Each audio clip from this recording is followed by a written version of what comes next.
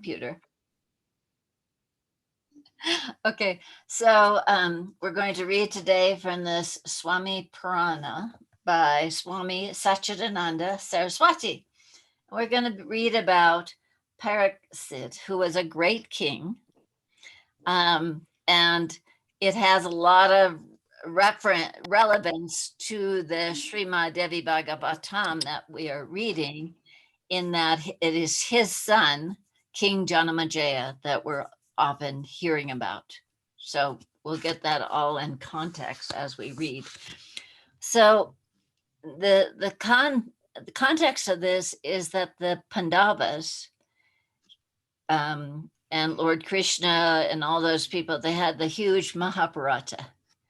And in this book, it's just ended. It's ended, and Arjuna and the Pandavas family have won.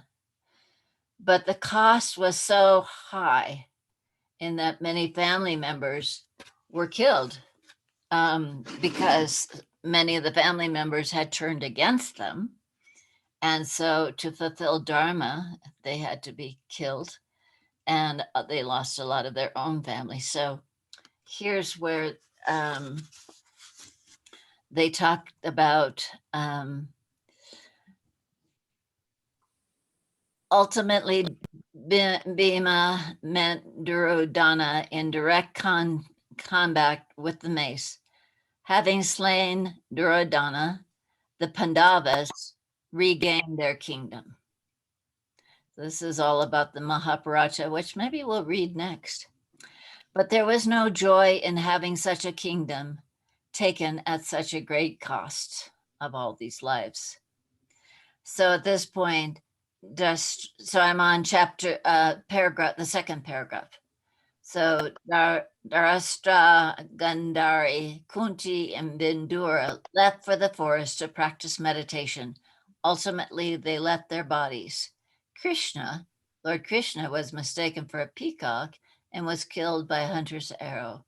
And the last of the Dwarpa Yuga. So this is interesting. So remember the four yugas: Satya, when there's lots of light on the earth; then the Treta, when there's only maybe 3/4 light; and then the Dwarpa, which is when the Mahabharata happened, and that's getting to almost, less than half of goodness and light on the earth. So this is I've never read this particular take on it. So the last of the Dwarpa Yuga was coming to its completion.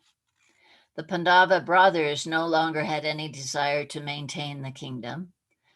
So when Pariksit, the son of one of the family, who came forth from Uttara's womb, became 36 years of age, the Pandava brothers crowned him as the king, and they too departed to perform tapasya in the Himalayas and ultimately left their mortal bodies. So then the next chapter is called Pariksit and the Coming of the Kali Yuga. What a mighty king was Pariksit.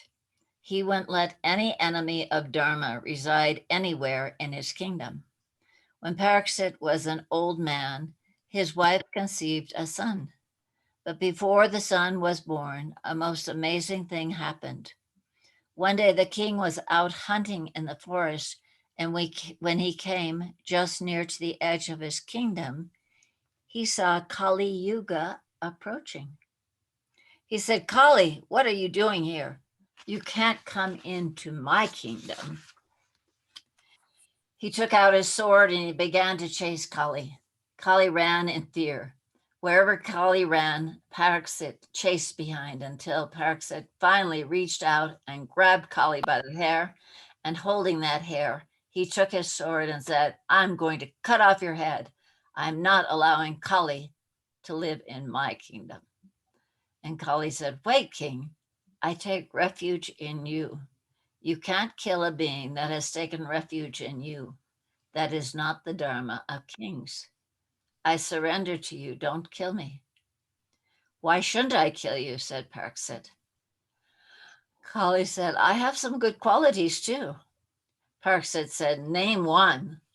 Kali replied, "Whatever karma an individual performs in my age, the Kali Yuga, he shall receive the fruits of it immediately."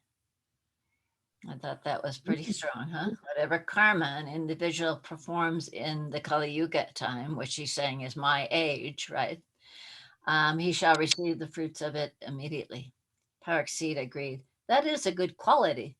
If noble souls perform pure actions, they will quickly advance in spiritual life.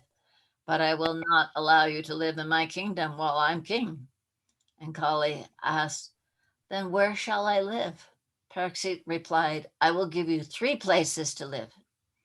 You can live in lust, you can live in deceit, and you can live in gambling." Kali said, "Those places are too limited. Give me one other place to live." And Pariksit said, "You can live in gold."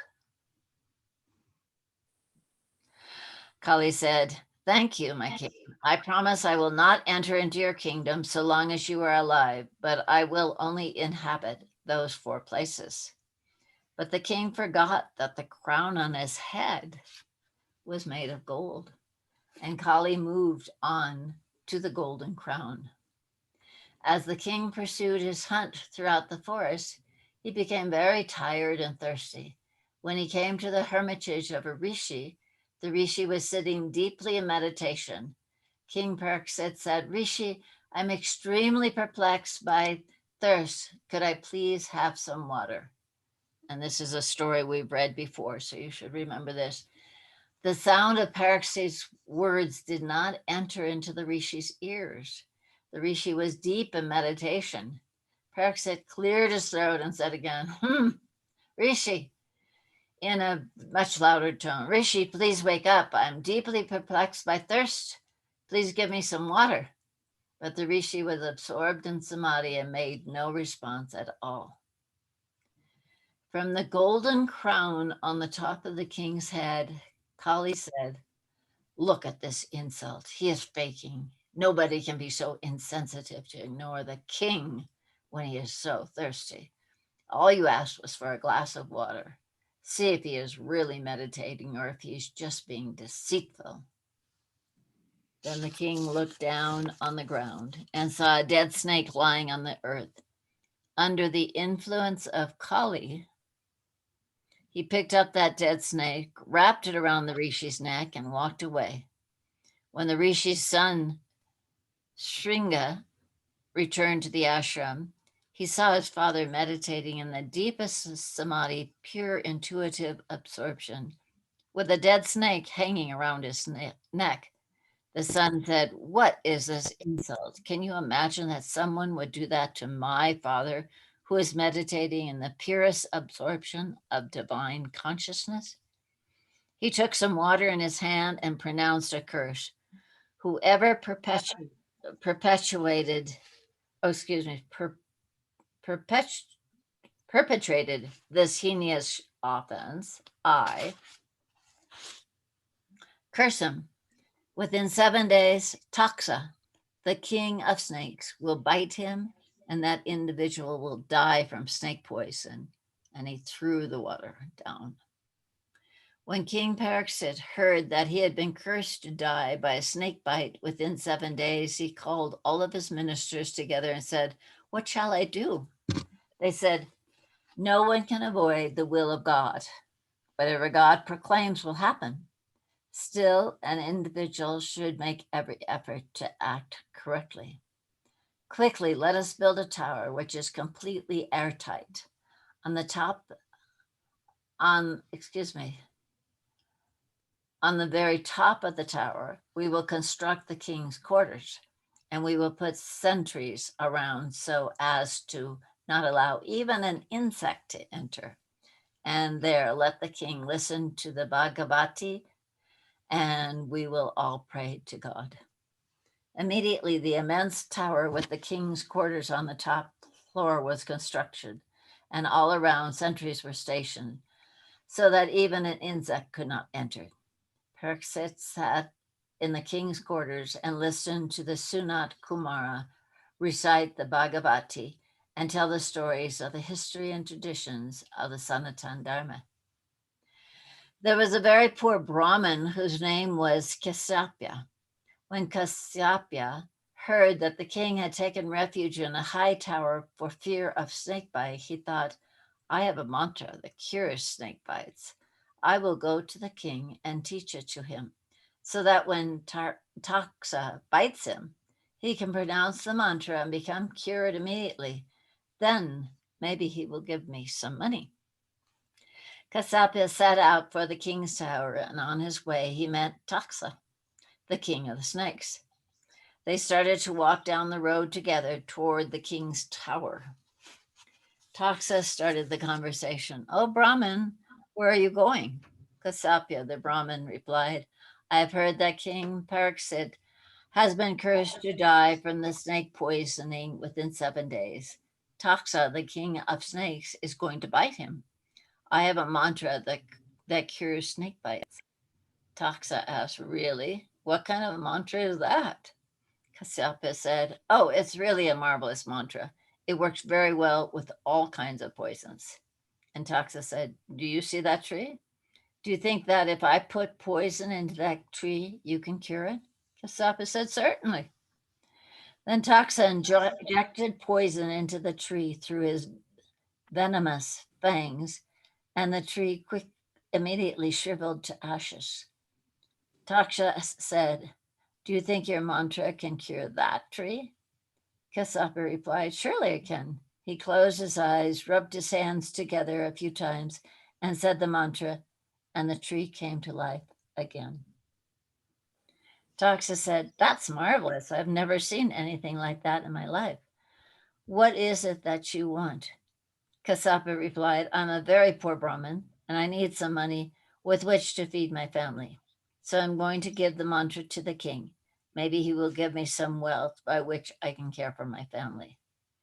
Then Taksha said, well, I'll give you wealth right now if you are going there just for money. You don't have to take the trouble to go all that way. Why don't you just go home? Here, take this money and return to to your home. Then Kasyapa sat down in meditation and saw that it was the time for the king to leave his body anyway. So he said to Taksha, okay, I'll take your money, and went back home. It was the evening of the seventh day, and Sanat Kumara had just finished reciting the Bhagavat. Pariksit was totally illumined with wisdom, and he said, you know, my guru, whatever God wills to be will be, and I bow to the will of God. If God wants me to survive, I will survive. And if God wants me to leave my body, I will leave. No longer have I attachment to my desire. I surrender to the will of God and accept whatever is the divine will. Just then, Taksha came to the base of the tower. He took on the form of a Brahmin, and other snakes with him all took on the form of Brahmins as well. They said, Captain of the guards, we would like to see the king. The captain of the guard said, I'm sorry, no one can go in. The king is not seeing anyone today. Then Taksha explained to the captain of the guard, we are holy Brahmins and have been praying for the welfare of the king. We have been performing pujas for his welfare, and we have brought some prasad from those offerings. Could you at least give him some fruit to the king? The captain of the guard said certainly. He took the basket of fruit and sent it up to the king's apartment.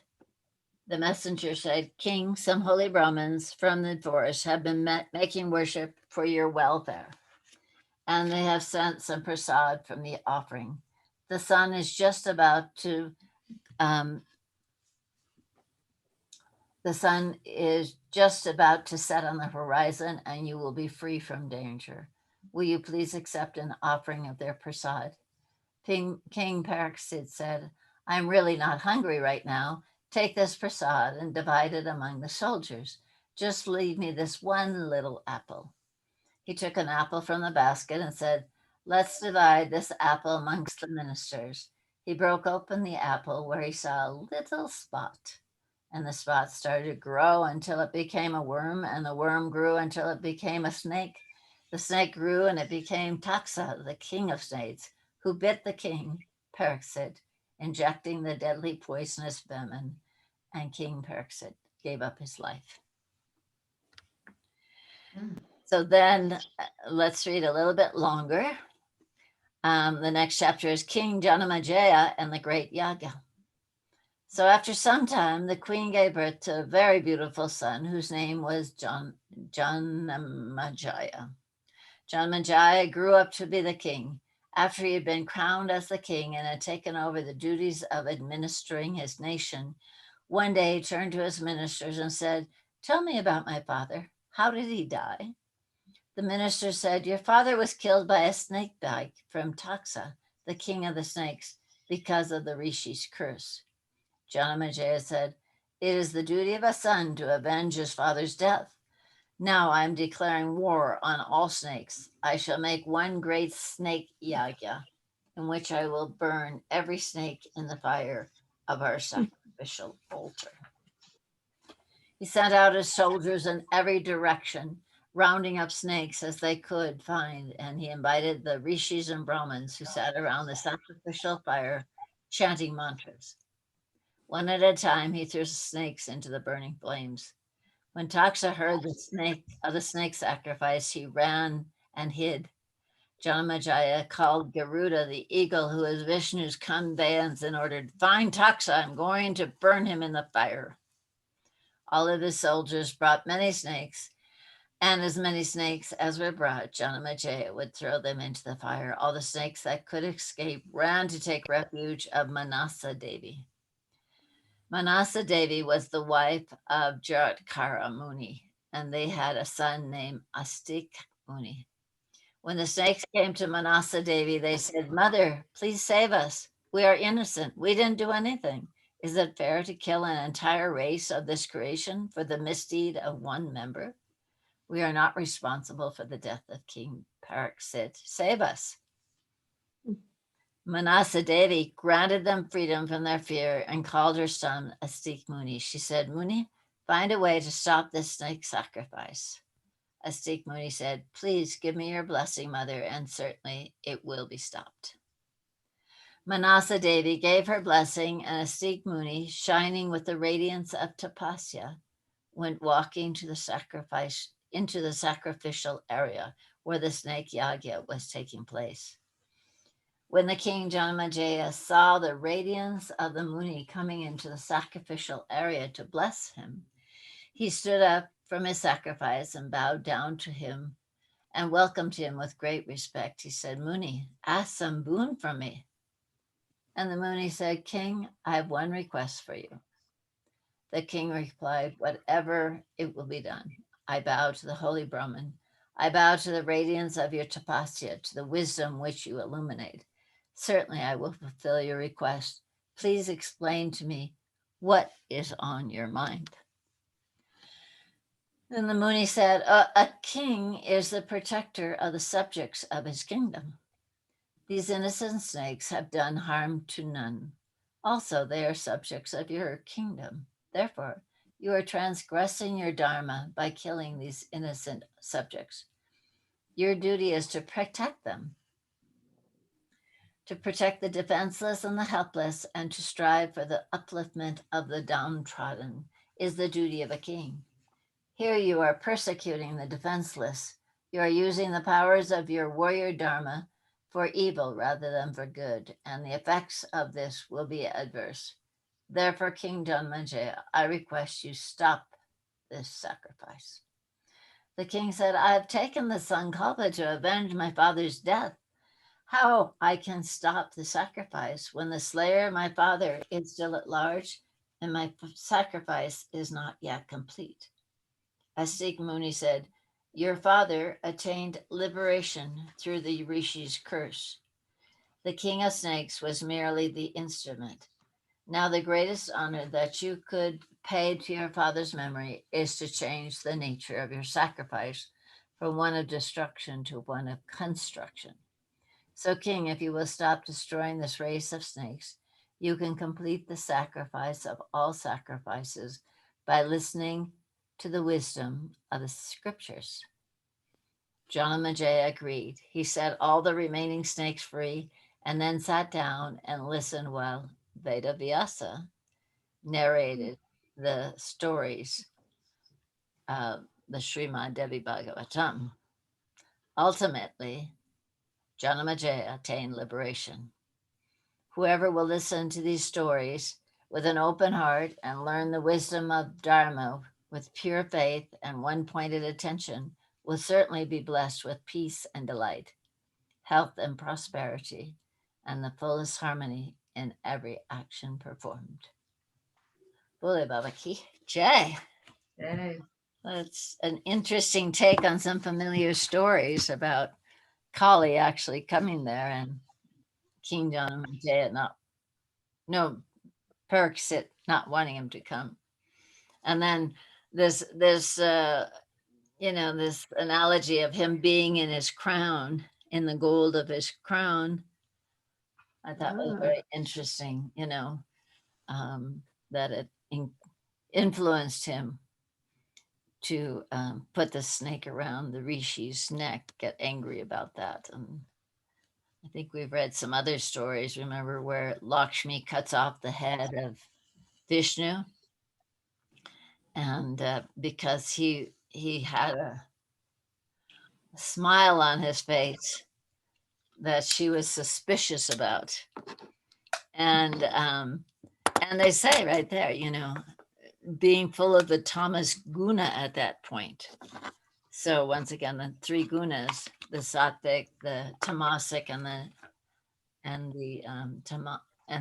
sattvic, rajasic, and tamasic, exactly. So the tamasic is the lower one, just without a lot of light, similar to the Kali Yuga. So being influenced by that, she became very jealous and then angry and said, "May your head fall off," deciding that she'd rather have no husband than a husband who might be being unfaithful to her. So I thought that was interesting. So we talk about the gunas throughout the Devi Bhagavatam, about how we have all three, just like Brahma, Vishnu, and Lakshmi, and Shiva, and all these other great beings. While we're in this human form, we do have these three energies playing. And that one of the reasons we do our practices is to stay more connected with the sattvic guna. So, and then also in the Devi Bhagavatam, it says, even though we're in the Kali Yuga, that if you are of the sattvic guna, that it's always the sattvic or satya yuga for those people who stay in the sattvic guna.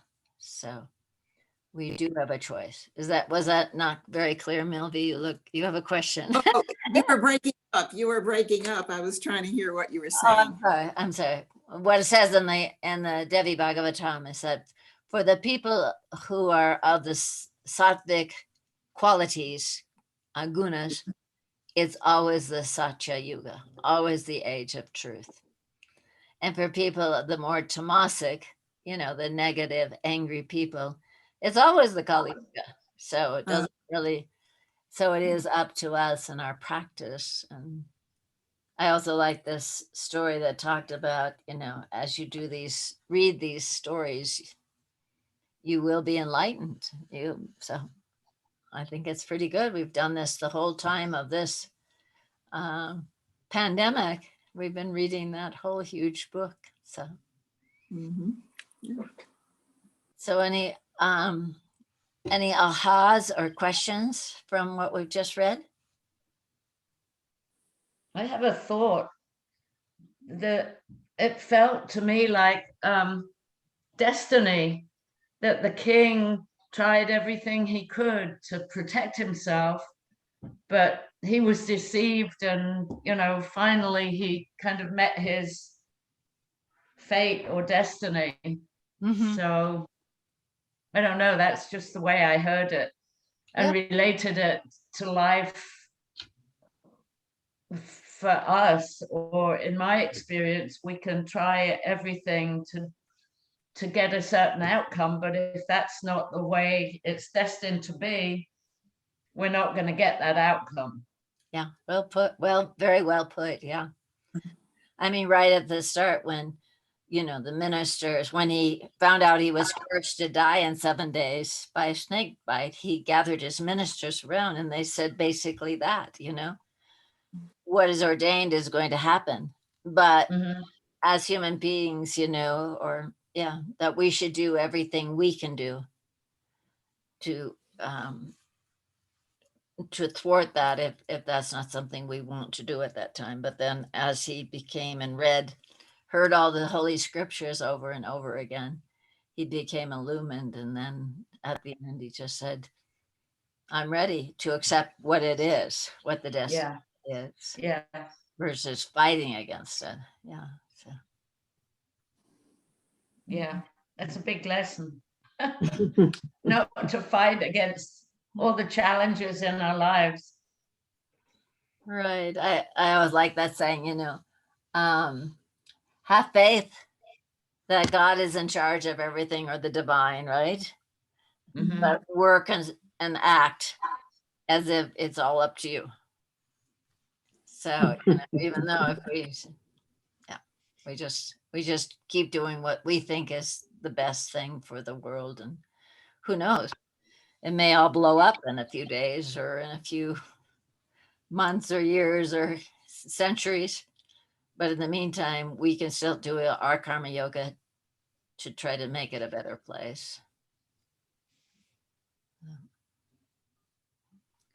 Anybody else? Any insights or thoughts or questions?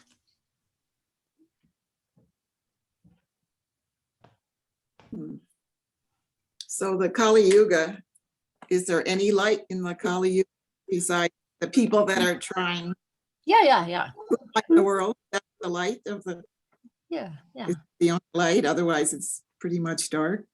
A lot of darkness, I've heard different things, but Satya Yuga is all light. But even in the Satya Yuga, there are people who are not carrying that light. But predominantly it's all light. And then the Treta Yuga comes and it's 1/4 darkness. Dwapara is 1/2. And the Kali Yuga, maybe we could say that there's 3/4 dark. But there's definitely goodness here. And it's our job to the best we can, and our good fortune to have, Baba in our life who's guiding us through this time, where he talks about it. It's a tough time, but everybody can do japa. We can repeat, like Annie said, Om Namah Shivaya, we got it, Om Namah Shivaya can defy bombs. It can, do everything. So we're very fortunate, and gave us, said, do your work while you're doing your mantra. So we don't even have to sit in caves and try to meditate for 20 hours. It's a challenging time. So is that karma yoga also if you sit there and meditate? I mean, it's not easy to sit there for a long time and meditate. So right. Yeah, that would Sure. yoga. You're still serving. Okay. But he also said, don't make the name of God, Om Namah Shivaya, like stagnant, dirty water. Work and be light as you say it. So his recommendation is to be of service. But it doesn't mean that from time to time, just like we talked about on the satsang yesterday, that he encouraged us to take these breaks like we are tomorrow, some of us, to do Om Namah Shivaya many more hours. And we may say, oh, I really should be baking some bread to put in the freezer or whatever it is, but if you're making a commitment, then you can also look, like Raghavir said, it can be a day where you don't do what you usually do, which is, get on the phone, do the computer, answer all this kind of stuff and everything. Although I did ask him this morning, I said, so when you're doing your 3 days of japa, do you ever check the phone to make sure your kids are okay? Because he's got adult kids like I do.